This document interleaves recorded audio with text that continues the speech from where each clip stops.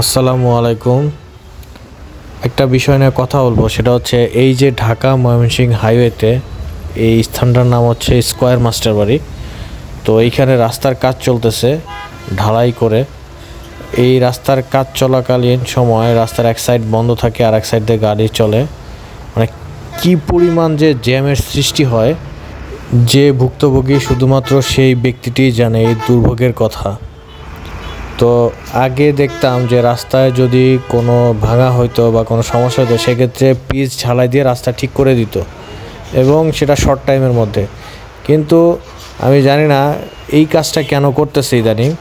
এই ঢাকা ময়মনসিংহ হাইওয়েতে বিভিন্ন জায়গায় এরকম রাস্তা খনন করে এরকম ঢালাইয়ের কাজ চলতেছে, সেক্ষেত্রে প্রচুর দুর্ভোগ সৃষ্টি হয়। আর এই কাজটা চলতেছে লং টাইম ধরে, এমন প্রায় 6 মাস হয়ে গেছে, এখনও এই অবস্থায় আছে। এখনও কাজ শেষ হয় নাই। এই যে এই পাশে কাজ করতেছে, তারপরে আবার এই যে ডান সাইডের দিকে কাজ করবে। মানে খুবই বাজে একটা অবস্থা। পিচ ঢালাই করে মেরামত করা দেওয়াটাই উত্তম ছিল, যেহেতু এটা একটা হাইওয়ে। এখানে প্রতিনিয়ত এর আশেপাশে অনেক ইন্ডাস্ট্রি ফ্যাক্টরি আছে, মানে অনেক লোডের গাড়ি চলে, অনেক বড় বড় গাড়ি চলে, সেক্ষেত্রে অনেক জ্যামের সৃষ্টি হয়।